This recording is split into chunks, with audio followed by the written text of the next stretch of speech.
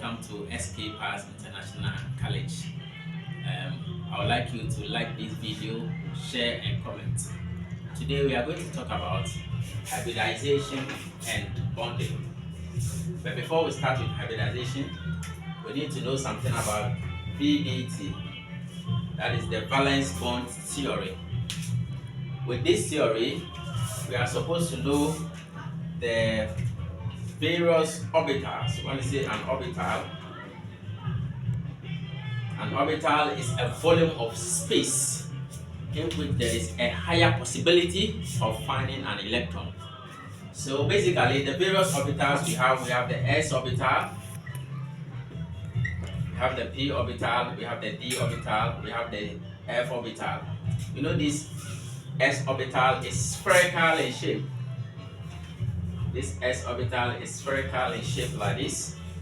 Then the p orbital is what? Is dumbbell in shape.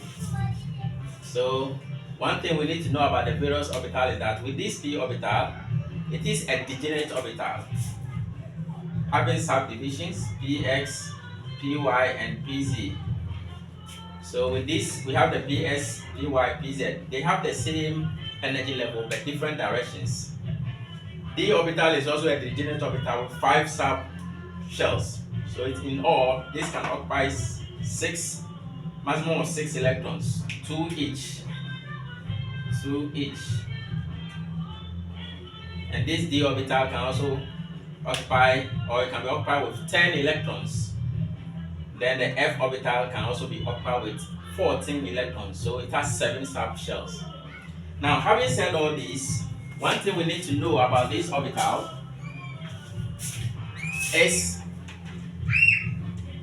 this s orbital can be mixed with the p orbital, or we can mix this s orbital with another s orbital. So this is an s orbital mixing with an s orbital. A situation whereby I mix an s orbital with an s orbital, you will realize that there will be a head-on overlap like this. There will be a head-on overlap like this. So with this head-on overlap, there's 1 electron here, 1 electron there. So this is forming something we call a sigma bond. A sigma bond. However, this s orbital can be mixed with a p orbital, any of the p subshells, being px, py, or pz. So when I mix this s orbital, which is spherical in shape, with a p orbital, so this is s, px. Okay, so let me use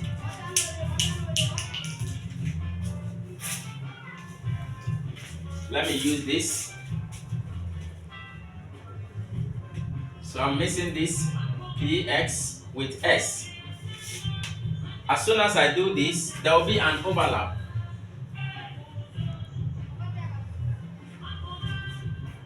So this can also form a head-on overlap. A head-on overlap. So this is also a sigma bond. A sigma bond has been formed there. So what it implies is that when I have S and P, I can form a sigma bond. When I have X and S, I can form a sigma bond. When I have X and mixing with any px orbital, I can also form a sigma bond. However, if I have p orbital,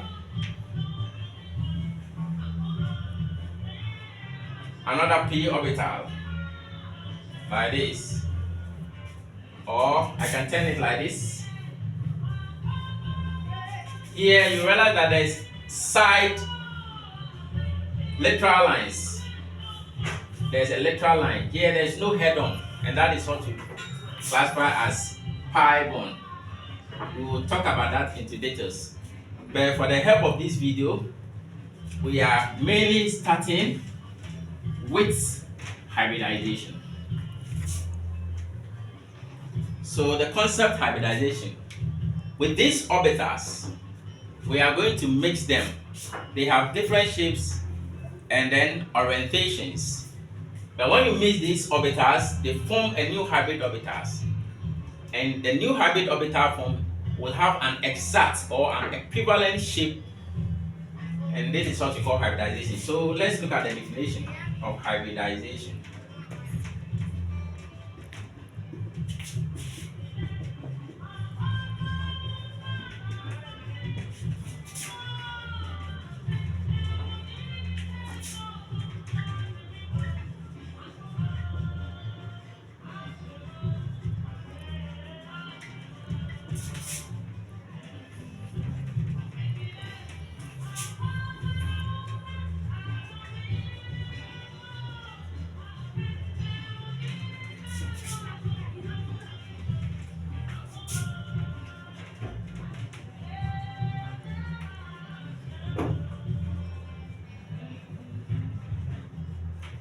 So this is the definition of hybridization. It is the mixing of two or more orbitals with different energy and shape to form new orbital with an equivalent energy and shape. So anytime I mix any of these orbitals having their different shape, like the s orbital mixing with the p orbital, to form a new hybrid orbital. So the new orbital form is what we call an hybrid orbital. So that is the definition. Let's look at the various types of hybridization.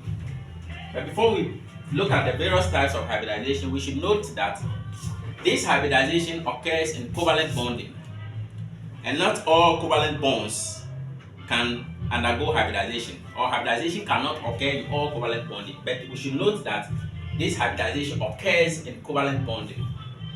However, let's look at the types of bonding.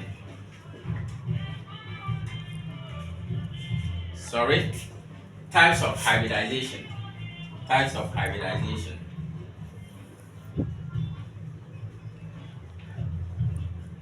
Okay, so basically, the various types of hybridization, we have the sp hybridization,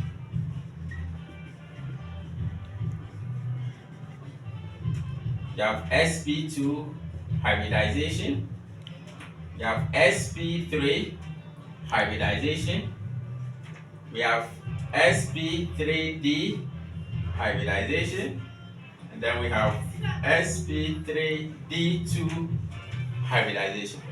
So these are the types of hybridization. sp hybridization, sp2, this type of hybridization, we will look at the bond that exists between this type of hybridization. In the sp hybridization, in terms of bond, we will realize that there is a triple bond. For instance, okay, you see something like this. The bond that exists between sp hybridization is a triple bond. Okay, so in a triple bond, there are two types of covalent bonds here. We have a sigma bond and a pi bond. Sigma bond, and then other pi bonds are there. So we have sp2 hybridization. This is a double bond. It's a double bond. The bond there is a double bond. We have sp3 hybridization, which is a single bond. Then we come to the others. We have sp3d hybridization, sp3d2 hybridization. So having said all this, let's look at, or let's pick the first type of hybridization and discuss it.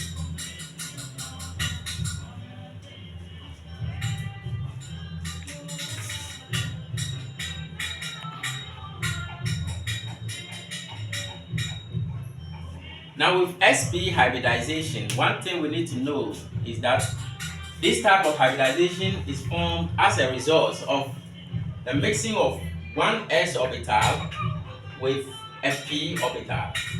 So anytime I mix one of the s orbital with a p orbital, then that type of hybridization form is called an sp hybridization.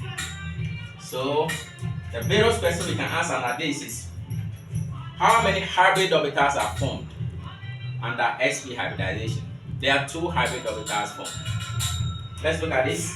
So s orbital, which is spherical in shape, I'm mixing it with a p orbital. So let's assume I have my px here. So when I mix these two orbitals, I will form a new hybrid orbital. like this. Okay, so this new hybrid orbital form, they are of equivalent energy and shape. We cannot differentiate between this and that. That is the new hybrid orbital form. So two hybrid orbitals are formed when I mix an s orbital with a p orbital, and that is what we call sp hybridization. Having said that, let's give a typical example of this type of hybridization and how molecules are formed when we are dealing with sp hybridization.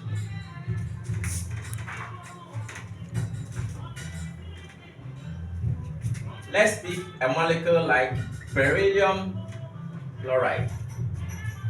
Now, anytime we want to determine the type of hybridization of a molecule, we'll look at that, the various types of hybridization that this molecule undergoes. We use a theory which we call the Vesper theory, which I will treat in our next video. So try to watch the next video. With this, you have to first of all consider the central atom. So when I pick a molecule like this, the central atom of this molecule is beryllium. When I say central atom, the most electropositive element. The most electropositive element among the molecule. So it is beryllium. We'll write the electronic configuration, the SPD notation. So we have 1s2, 2s2 because beryllium has atomic number 4. Having said that, in chemical bonding, when we are doing chemical bonding, I told you we always use the valence electron. They are the electrons that we use in chemical bonding. We don't use the core electron. So under this beryllium, the only electron that will be used is the 2s2 for chemical bonding. However, this central atom has been bonded to 2 atoms of chlorine. So with this, let's know how the bonding is done. So we have to indicate the valence electron by saying we have 2s, which is 2 like this. Now this type of configuration written is what we call the ground state electronic configuration of this beryllium. But for you to satisfy the hybridization rule, you have to excite or you have to promote an electron, because we are dealing with 2 of the atoms for chlorine, not 1. Therefore, you cannot use only s orbital to hybridize the chlorine. What it means is that you need 2 of the beryllium. Therefore, you have to promote an electron from this lower to the other one, and that is what we call the excited state electronic configuration. Excited.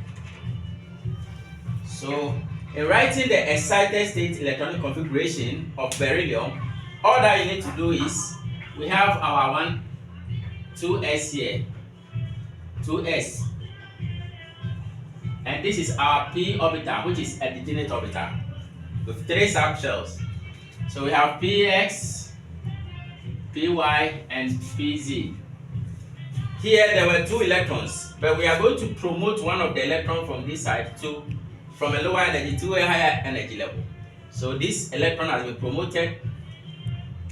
Let me use the blue marker.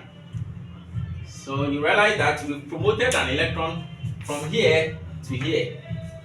Therefore, the new hybrid orbital form for beryllium, we are now having this. This is an s and this is a p orbital.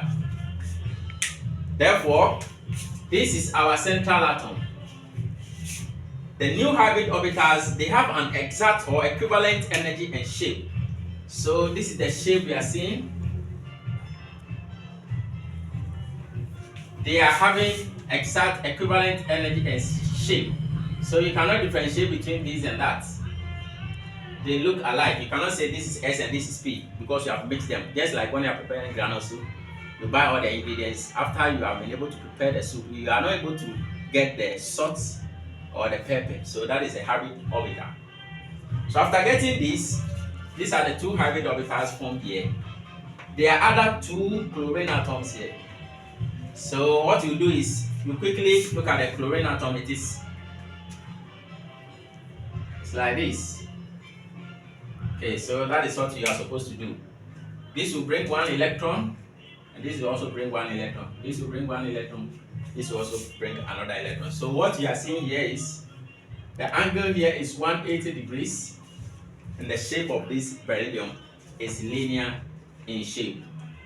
On this note, I'll bring the lesson, this video, to an end. But to remind you, all SP hybridization, they have a linear shape and they have a bond angle of 180 degrees. See you in the next video, and thank you for watching.